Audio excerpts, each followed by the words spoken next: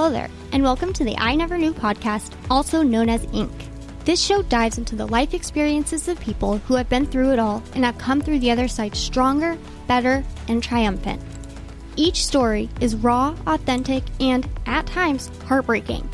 One thing joins it all together, the fact that the stories can help the listener learn and grow. Hosted by life coach Maureen, she sits down each episode with a new guest who will empower the listener to set out on their self-discovery journey and start to heal. Now you'll be joined by Maureen and her special guest. Please enjoy the show.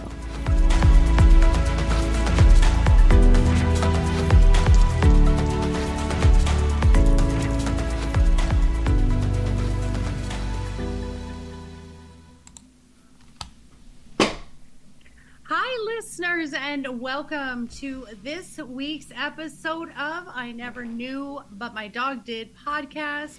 I am Maureen Scanlon, or Life Coach Maureen, as most of you know me. I am, as always, thrilled to have my next guest, and we were just joking off line that her name is so cool that I had to bring some coolness to try to be in my little bohemian theme today. So I can't be as cool as she is, especially with her beautiful hair. Wait till you see her if you're watching on YouTube. If you're not, if you're on audio, you need to go to YouTube so you can see her beautiful face. So I'm so thrilled to be here with everyone. I'm so happy that you're all tuning in. We're growing, we're getting bigger, expanding this community, helping each other, giving each other resources, which is really what I love. And my next guest is so talented. I'm just in awe of the things that she has accomplished. So Eva Moon is an author, a humorist, a songwriter, a playwright, a screenwriter, performer, and former Huffington Post blogger. Her plays and musicals have been staged across the U.S. and U.K., and her solo musical show, The Mutant Diaries, Unzipping My Jeans, love it, and that's jeans, G-E-N-E-S, is streaming on Amazon. Her screenplay, House Odds, was a Page Awards finalist and was optioned. She's released 5 music CDs, and her music has appeared in feature film soundtracks. I mean, hello, we have so much talent among us. So without any further hesitation, welcome Miss Eva Moon. How are you? Thank you, Maureen. I'm fine. I'm great. I'm really happy to be here, and I'm glad that your blouse matches my hair. It totally does. And, I did that on purpose. No, I didn't. You got the memo.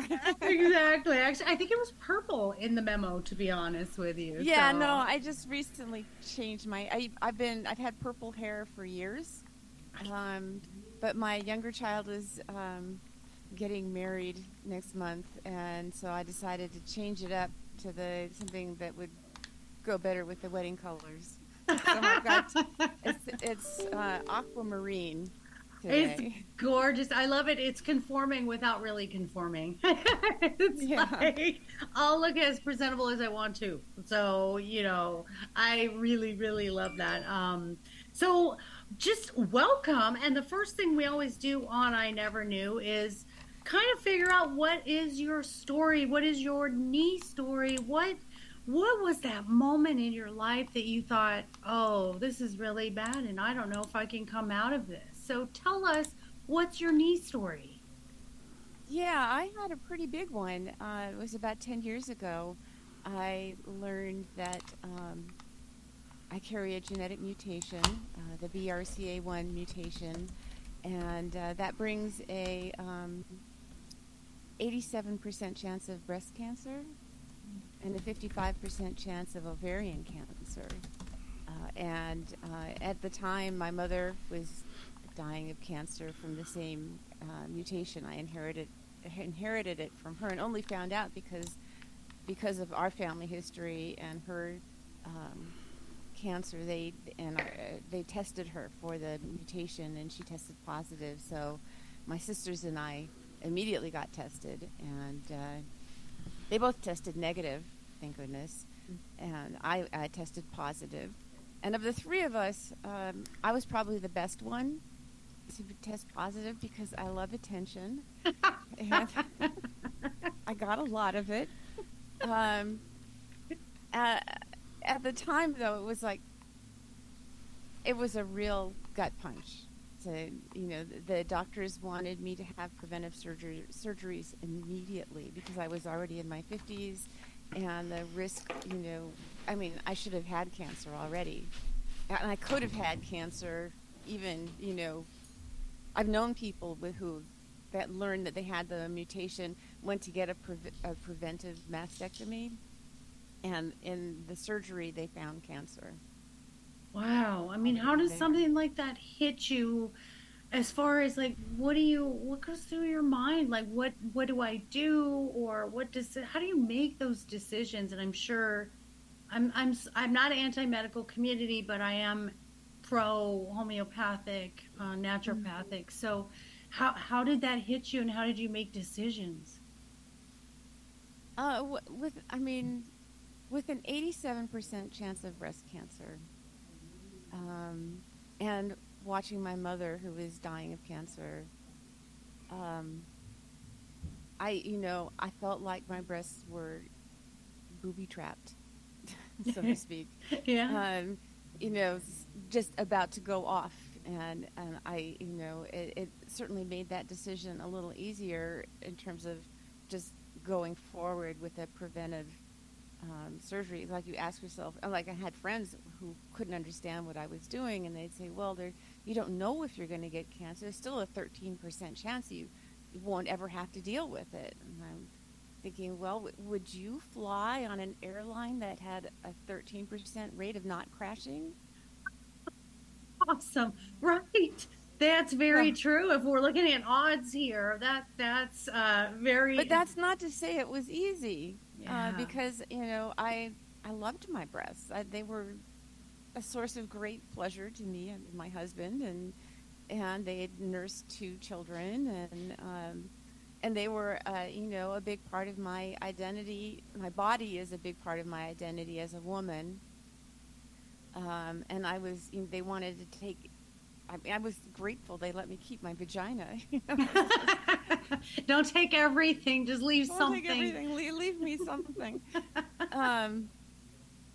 And and it wasn't even just from my own personal identity, but I also had a stage persona. I was a performer. I was singing like a cabaret singer style music. And a lot of that is kind of sexy and flirtatious, and I'm at the piano and draping myself all over things, and to think of going from that sort of attractive, flirtatious female to being mastectomy girl, it was just something that I couldn't face it, and I thought, well, that's it. I'm just gonna quit and find something else to do. I don't want to go forward with, and with in dealing with my mother and everything. I sort of clammed up creatively. I couldn't write anything. I couldn't perform. I couldn't.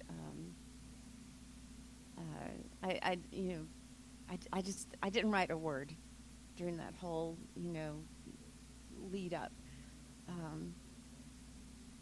and I thought that was it. I didn't know what I was going to do. But then, yeah, that's very pertinent. That identity piece of it, not only just as a woman, but as someone who is in the public eye and performing. So I love that perspective. I'm sorry to interrupt you. Oh yeah, and I had a friend who was going through a transition from male to female, and so we had a lot of talks. I had a lot of talks with her about, how do you know that you're a woman? Oh, good one. And how do you, what are the sort of minimum requirements? and I think we decided that, well, if I was a head in a glass jar with no body at all, I would still. I mean, if I was a data bank in a room somewhere, I think I would still know that I would know what my gender was. And wow. I think it's something that's so innate, whether whatever your body is. I really love that. I really, really love that. And I think there's also an energetic piece of that too, where we have, stronger male energy or stronger female energy. It's just that in human form, it's so black and white, isn't it? Well, it's less so now than it was a few years ago, isn't it? And I have my younger child, the one who's getting married next month, is non-binary. See, And I so we've love had a that. lot of conversations about, well, how do you know you're not? I mean, I'm of course, very accepting of my non-binary child, but I'm also curious, what does that feel like? And they said, well, I feel like I'm maybe 30% male and maybe 15% female and the rest other. Wow. And I'm not sure what that means exactly in terms of how they feel, but it gives you more of a sense that gender and identity are across the spectrum. Oh, wow. That's so fascinating. I've never heard it put that way. Oh, wow. I'm in awe. And it's kind of like the rest of it. It's just neutral, and the gender part, it doesn't matter. And I love that, because really, in the big spectrum, what matters is who you are at the core, right? And did you, Right. once you had that surgery, did you feel, or were you able to get to that place where it was like, okay, this is not who I am. My boobs are not who I am, and I'm still creative, and I'm still beautiful, and I'm still me. That was a journey that I can tell you something a little bit more about. I identify very strongly as female. That's my gender. And when I was in the process of trying to come to grips with this and trying to schedule surgeries and bursting into tears every 15 minutes, my husband was having a hard time understanding why I was so emotional, why and what, I mean, he knew it was a big deal, but breasts, I didn't need them to live, I didn't need I was done with my uterus, and it was a big deal, but it wasn't like the end of the world. And so in the end, I wrote a song to explain to him, because that's kind of how I cope with emotion. And so I wrote this song called "Where Are You Now, My Dancing Girl," and it was about the loss of me, that I was afraid, that where was this person going to be, who was I going to be after this was all over? Was I going to even know her anymore, the old me? And I played it for him, and then it was his turn to burst into tears. Right. And it was that was kind of a turning point, because then he understood what I was feeling. He could hear my emotion, whereas if I'm being just emotional, it was harder for him to get sense out of it. And then later, when I had the surgery, I had my hysterectomy within 3 weeks of learning that I was BRCA 1 positive. They couldn't wait to get me in. Wow. And that was, and we were still performing. I played a New Year's Eve gig a month after my hysterectomy. The best part was I didn't have to carry any of the gear. There you go. There's a positive right there, right? And so after that, I wrote another. Then I a couple. That was New Year's. So it was December, and then in the beginning of February, I had my mastectomy. And so it was very quick. Everything happened really fast. And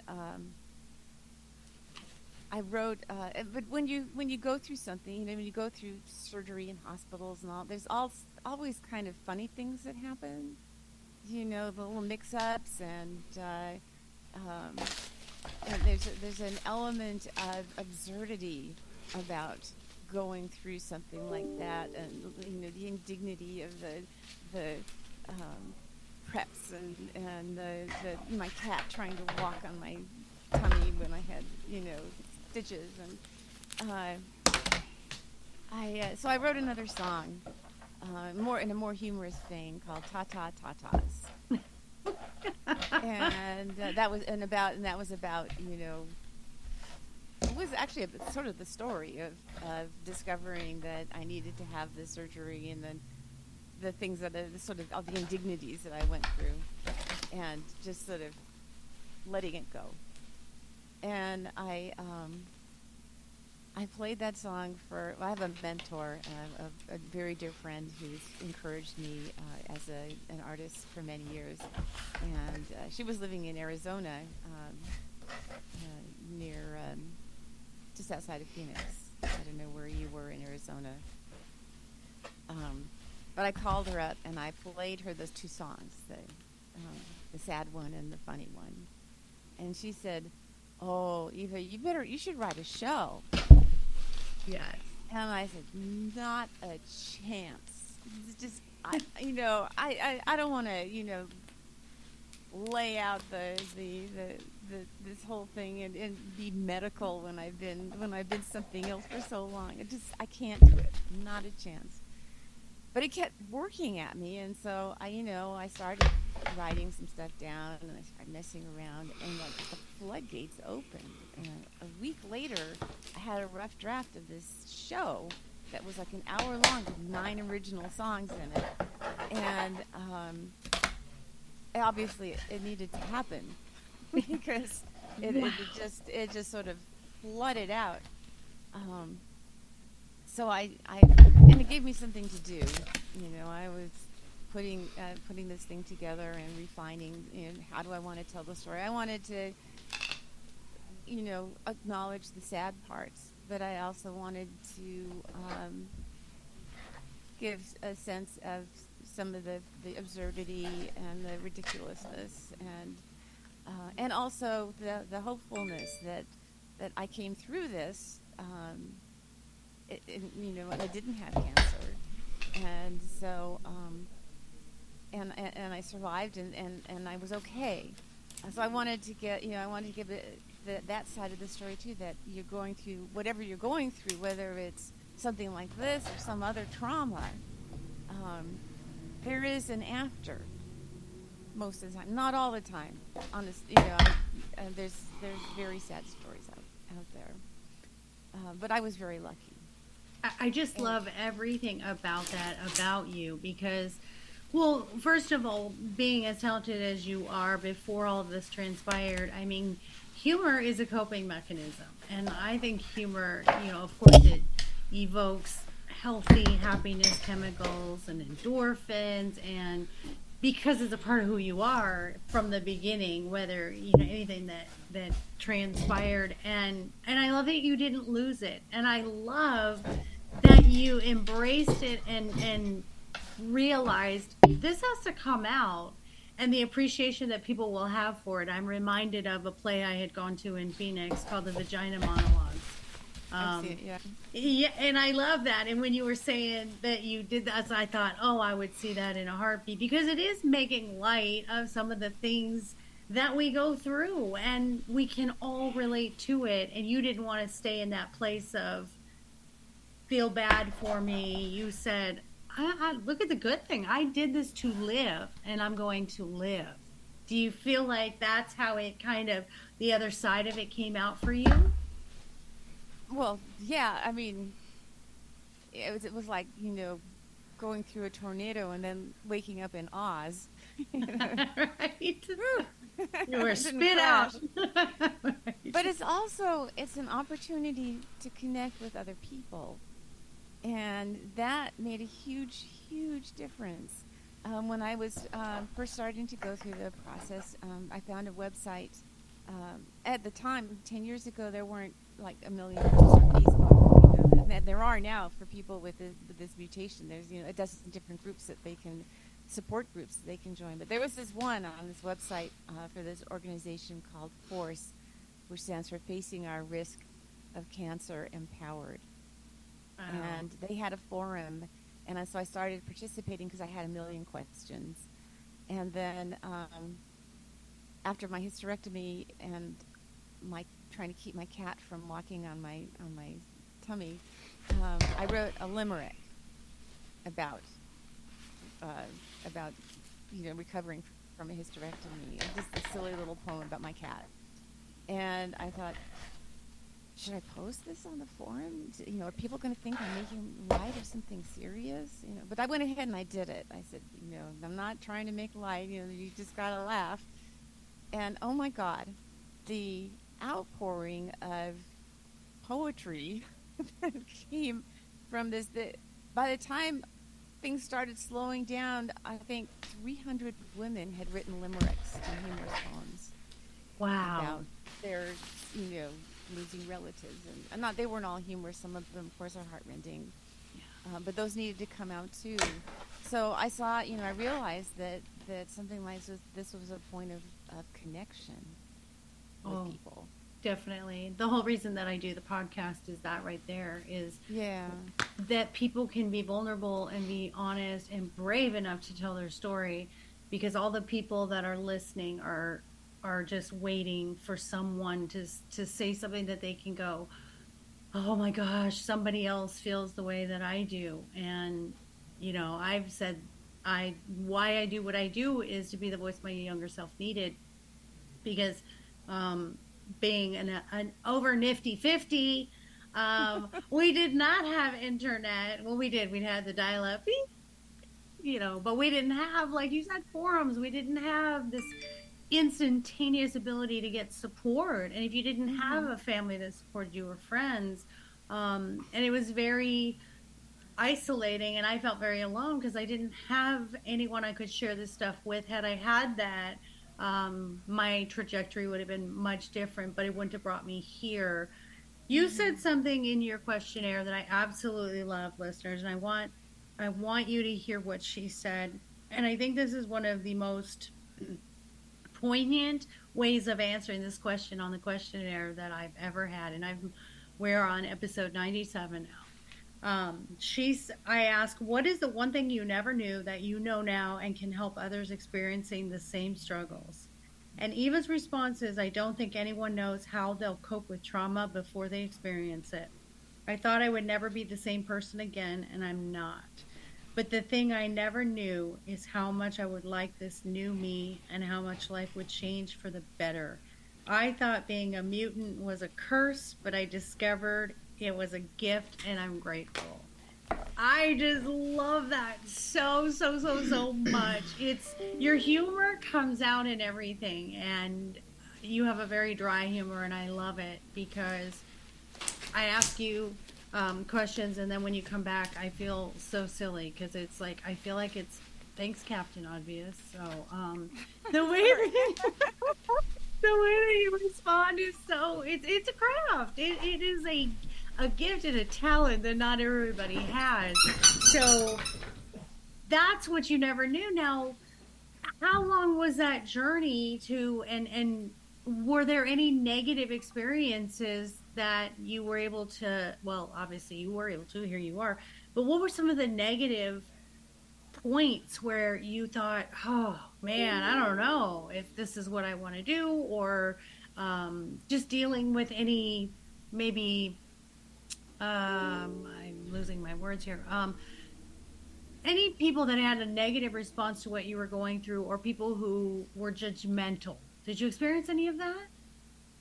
Yes, there were, and it was not so much at the time.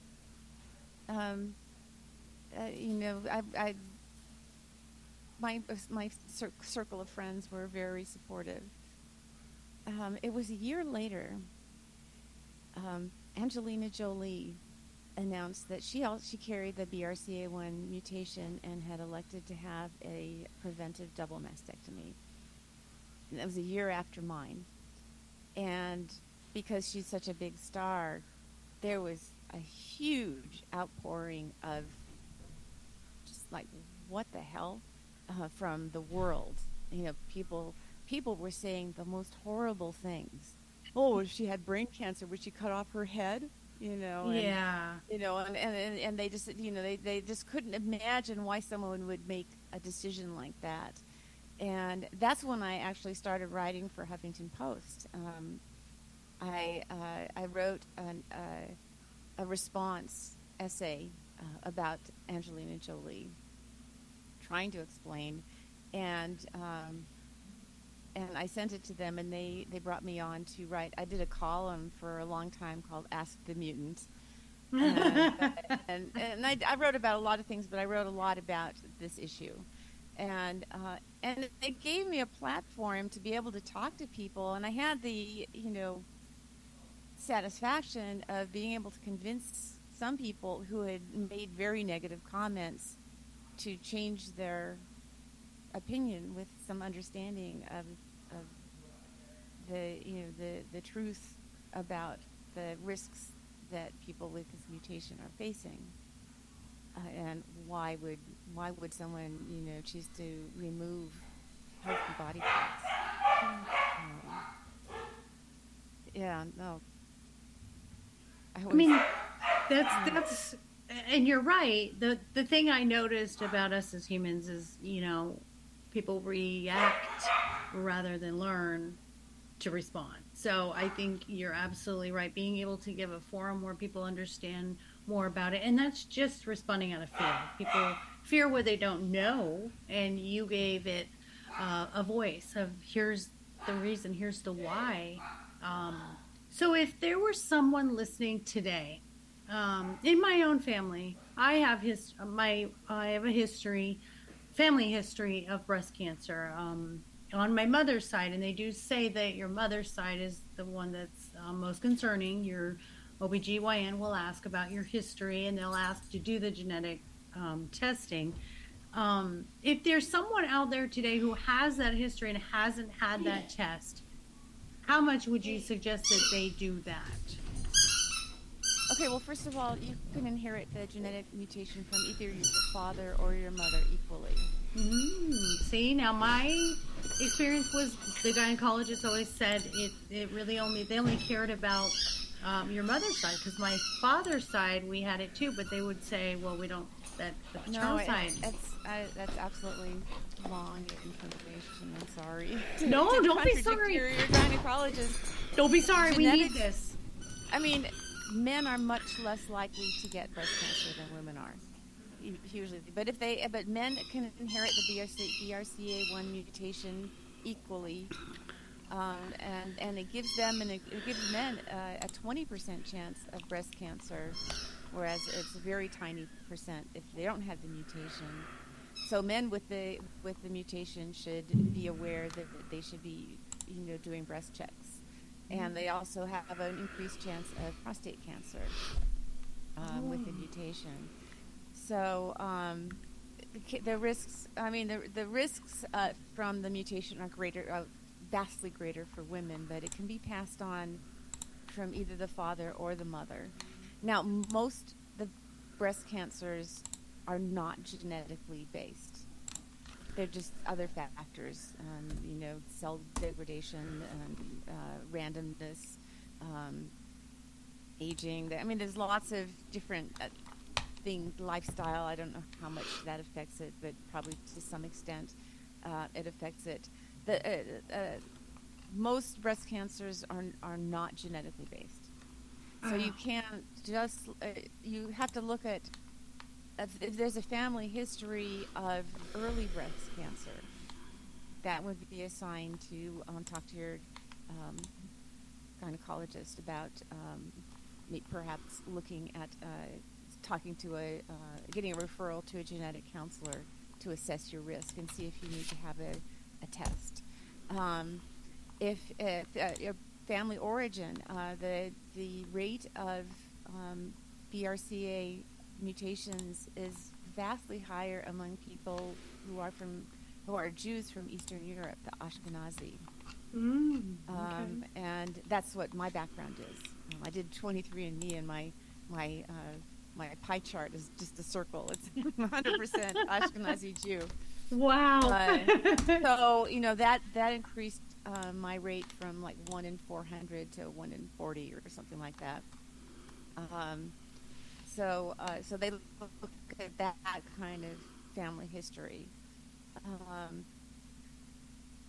And there's other mutations now that they're discovering, more recently that relate to increased risks for breast cancer or colon cancer or stomach, like all different kinds of cancer. There's a lot of development going on now, and continuing to discover more genetic origins that they can test for.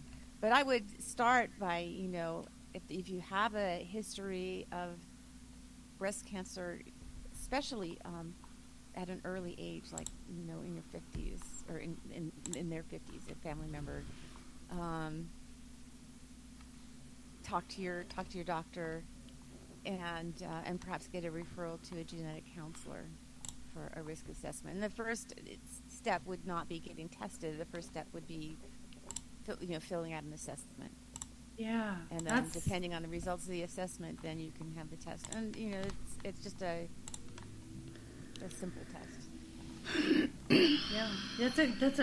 That's great information. I did not know that it wasn't just genetic. I guess that does make sense, but they're always saying, when you go to the doctor and you got those questionnaires, everything is the family. So that's really, obviously there's lifestyle stuff too, alcoholism, smoking, all that good stuff. So I love that, and that there's also now these ties to prostate cancer and ovarian cancer. So they do say that hormone replacement therapy is not recommended if you do have, say, a genetic disposition for breast cancer. Do you know anything about that? I have very mixed feelings about that. Well, first of all, a lot of breast cancers, especially the non-genetically induced ones, are what they call hormone sensitive. So there's some that are estrogen sensitive, and there's some, there's like 3 different major hormones that are connected with that breast cancers can be sensitive for. And if you have an estrogen, if you had breast cancer and it was an estrogen sensitive breast cancer, then you would be put on drugs going forward that would suppress estrogen. Okay. But for the genetic breast cancers, especially the BRCA ones, they're what they call triple negative, which means that they are not hormone sensitive, which is not good news, because there's nothing you can do. In terms of therapies, there's really nothing you can do besides supervigilance and removal of the breasts to prevent it. I couldn't go on hormone suppression to reduce my chances of breast cancer. And with triple negative breast cancer, it's frequently metastasized before it's detectable in the mammogram. So even just having frequent mammograms isn't enough. Yeah. Wow. So you have to have ultrasounds and MRIs and much more invasive and expensive testing to monitor. Now some women do choose to monitor, especially if they're younger and they still want to have children and nurse them. They don't want to have the surgeries while they're still in their childbearing years. For me, I was past. I was done having children, so it made more sense for me to just not have to worry about having that sword hanging over my head every 3 months. Oh my gosh, yes, and doing all those yearly. Wow, I when I hear what you are saying, I mean, I think that was an amazing decision that you made, and yeah, it's almost like once you make a choice, then it's a lot easier to have the ability to make those decisions. So I want to know how fabulous your show did. You did end up doing your show, right? I did. My very first performance of that show was in hospice at my mother's bedside just a few days before she passed away. Oh.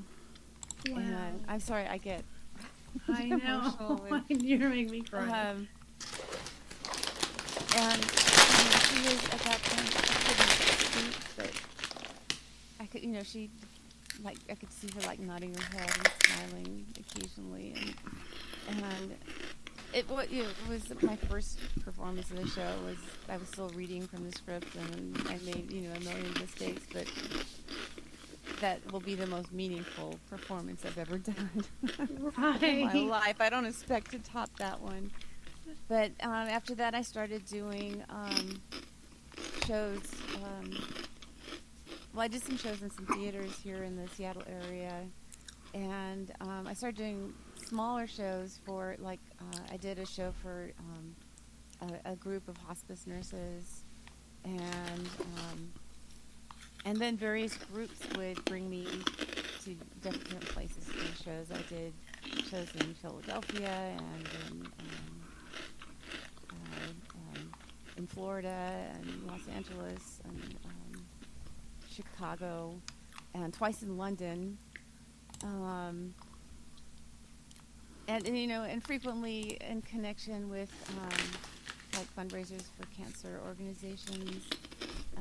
Occasionally, I've done shows for conferences, oncology conferences, and genetic counselor conferences. And the shows were always, I talked earlier about connection, and they were really rewarding in terms of connecting with other people. And some of them were, at the beginning of the journey that I had already, gotten through. So it would give them a point of hopefulness, looking forward, or a way to find, something to, the idea that there might be something to look forward to. Yeah, you represented hope for them. You represented, she did this, I can do this too. I mean, that's you're just an inspiring person, and I think that's what I have learned in the big scheme of things is the more that we give and help others, the more it actually heals us. The better we feel when we are doing that. And have you found that doing these shows and being able to... Yeah, well, that's, one of the reasons why, if all you can do is join a support group, like a lot of people hesitate to join a support group because they feel like they're whining or they're asking for help or they're not used to asking for support. But if you join a support group, what you'll find is that you spend a lot of time giving support. Even when you're in the midst of this, there's somebody who you have something that helpful you can say something to.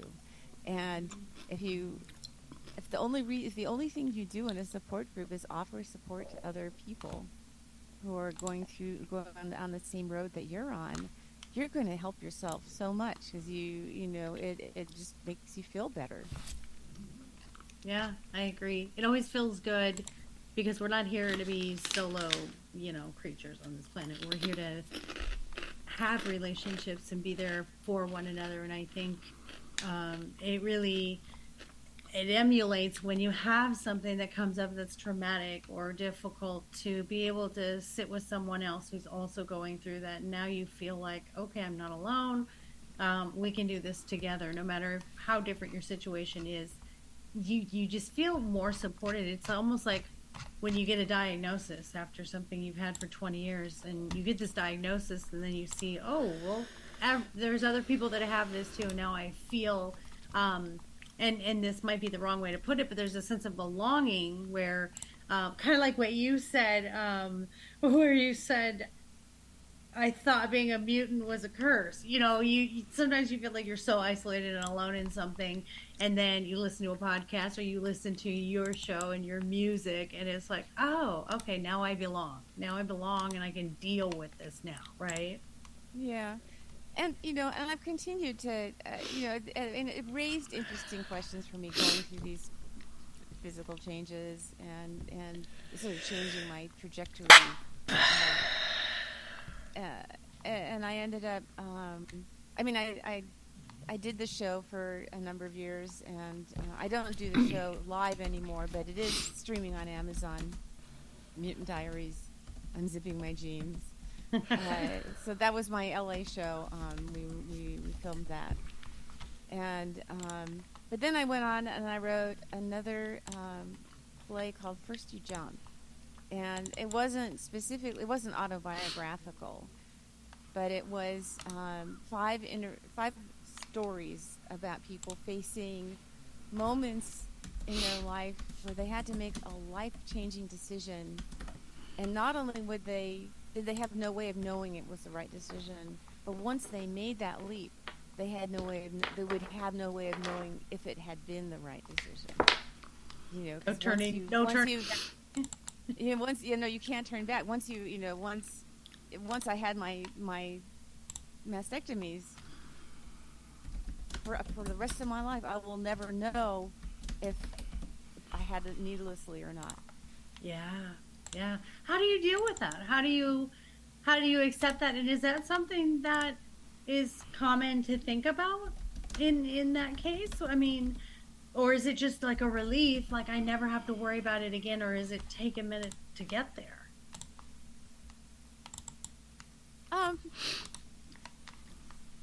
It depends on the person. I'm not a person who who focuses on regret. It's just the way I'm made. That once something is done, I might stress myself out, worrying about something in advance. But once it's done, once the bar comes down on the roller coaster, I'm on for the ride, and so be it. I love that, and that's such a healthy way of living life. That's mindfulness, because we can pull back a little bit on worrying about the future, but like you said, once it's done, there's no use holding on to that. And I love the First You Jump, because sometimes you just have to take the leap, and they call it a leap of faith for a reason. It's believing something you cannot see, and it is just, I don't know how it's going to turn out, but I know that this is what feels good for me right now. And then you just deal with what happens afterwards. So then, after that, one of the stories in that play was about Pinocchio at midlife. It was called Geppetto's Funeral, and it was about Pinocchio, sort of after Geppetto's funeral, and he's middle-aged and kind of looking back at his life and wondering, when he's feeling regret, a certain amount of regret that he accepted the gift of being human when he might have had it, and wondering what his life would have been like if he'd stayed a puppet.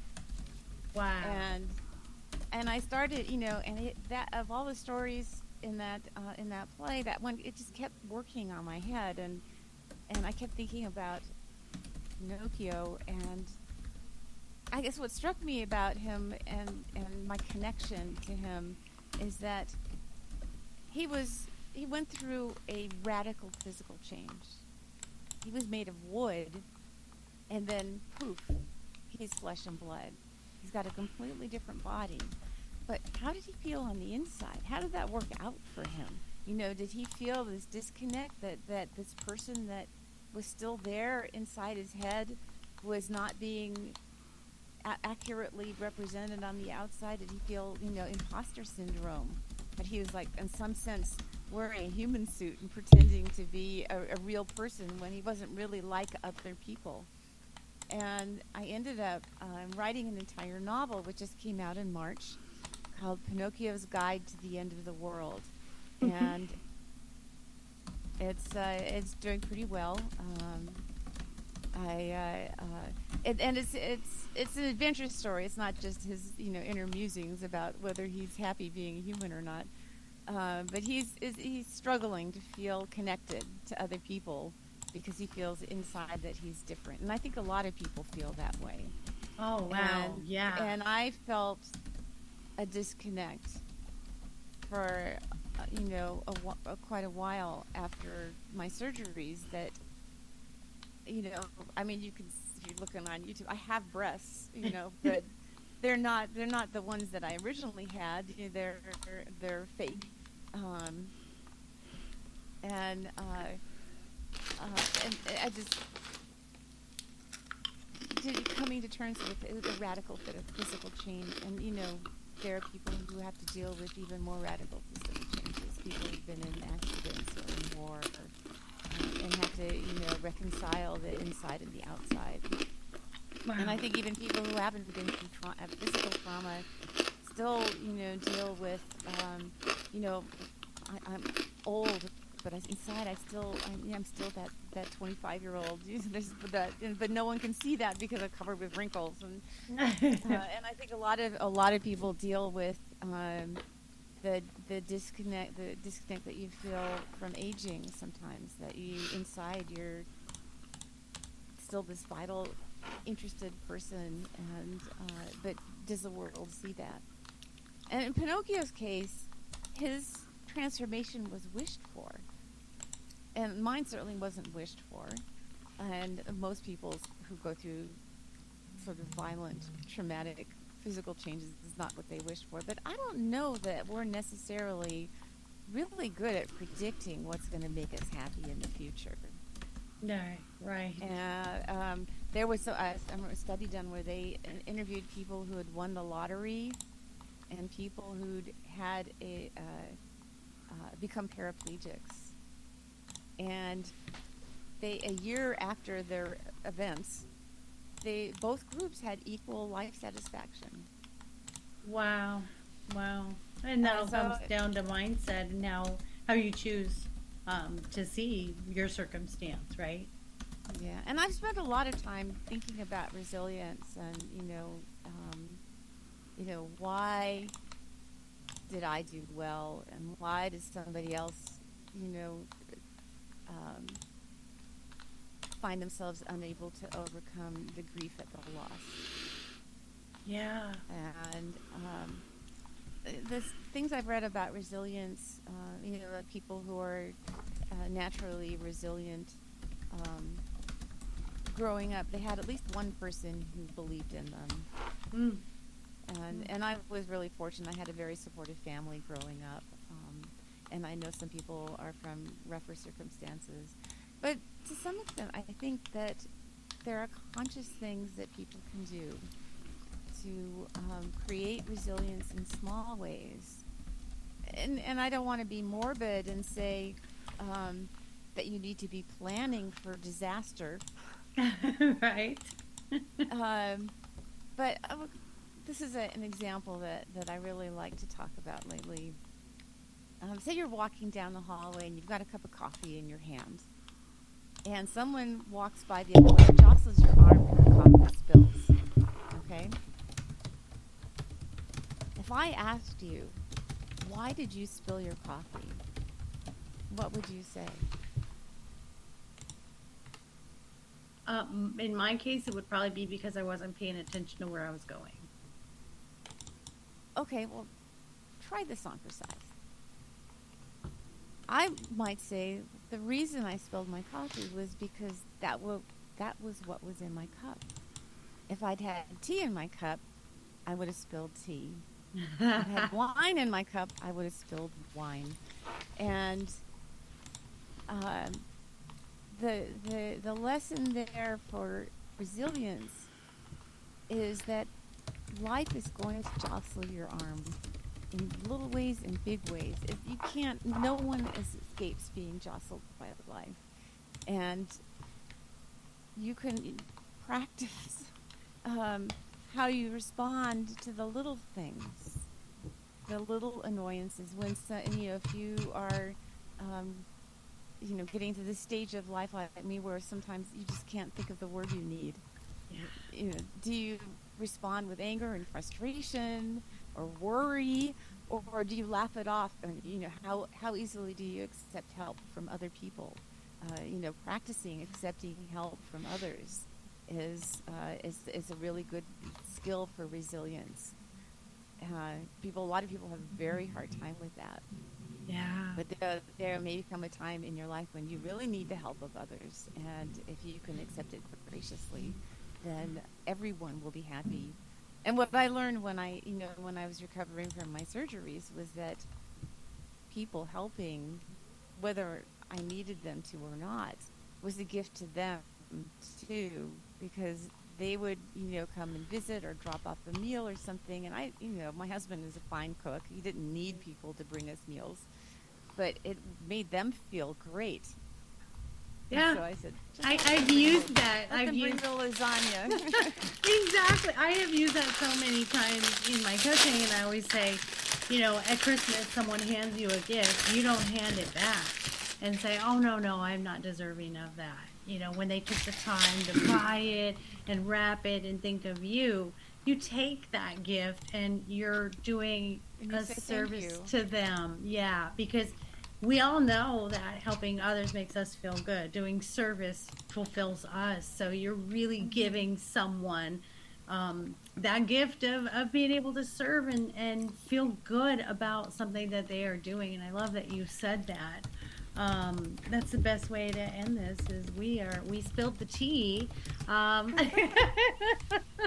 do you think if you're mindful about what you're filling your cup with, that's what's going to spill out when your arm gets jostled. That's correct. And as a mental health provider, life coach, there also tells you your perspective of the world. Well, I spilled my coffee because that person did it to me. He ran into me. It's his fault. So then we can work on blaming. And what I said was I was probably not paying attention. So you're self-blaming. I do. I'm an internalizer. Like I probably did it, but I do it in a humorous way, and I love myself, and I know I have value and worth.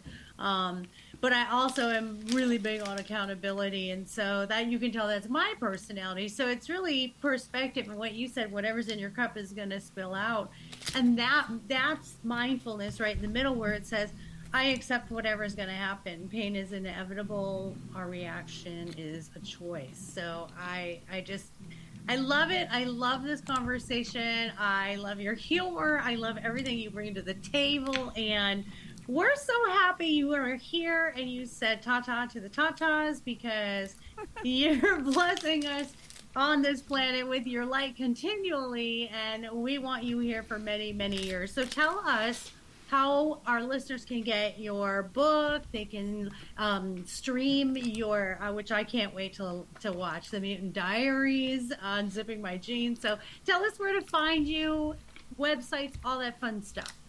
Okay, well, my website is evamoon.net. Okay. And my book, Pinocchio's Guide to the End of the World, it's on all the major retailers, but Amazon primarily. But you can order it from any bookstore or request it at your library as well. Wow.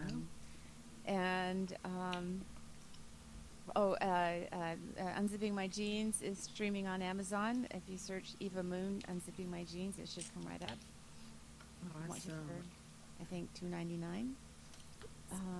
What do you have in the works for us coming up? Well, your book, that just came out, so we're definitely, that's a big deal right now. We'll get some reviews and get some readers on that. Anything after that's on the horizon for you? Oh, I've started working on another novel. I'm not sure. I'm such a social person, and writing is so solitary. It's hard for me to get into it. But I've got some ideas about a theatrical project that I'd like to do that will give a platform to a lot of other people. I think it's going to be a collaborative, and I don't want to say too much about it yet because it's in the very proto stages. Yeah. And then I do community work. Lead sing-alongs for my city every month. Then I lead ukulele groups where we just gather in a park every Sunday and play favorite songs for an hour and a half. And just anything that brings people together to do something positive and uplifting and fun. I'm all there. I love that. I'm more introverted, but I would go to a ukulele fest in the park with you. That's the one thing that I think could actually get me out of the house. So I just love it. I love everything about you. Thank you again for being a guest. Listeners, if you want to get a hold of Eva, it's evamoon.net. And don't forget to look her up on Amazon, and I'll have all of that information in the links in the show notes when we publish. Thank you again for the gift of your time. That is priceless, and you will never get back. So thank you for that. Thank you for having me on, Maureen. It's been a pleasure to talk to you today. Listeners, thank you again for listening. As every week, I can never express my gratitude more. That was a double negative. I should say I'd like to express my gratitude for you and for being here and for spreading the word, for sharing this, building the community. And as you can see, every single week we have different topics, and someone out there needs to hear this, and we're here for you. So if you have any comments, you want to get a hold of Eva, you can always come through me as well. You all know that I offer life coaching, relationship coaching, dating coaching, confidence coaching, trauma coaching, autism coaching, all the stuff, all the coaching, Life Coach Maureen. And also, don't forget my books on Amazon. My dog is my relationship coach, and my dog is more enlightened than I am. And don't forget to go to the boutique for your furry babies, all the healthy treats and fun gifts that they deserve. My dog is everything.net.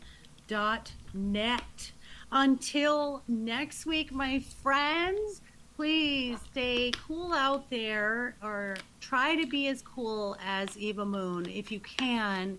Love you all with gratitude. Please take care of yourself. Take care of each other, and most of all, take care of those furry babies, and adopt, don't shop. We'll talk to you next week, everyone. Bye.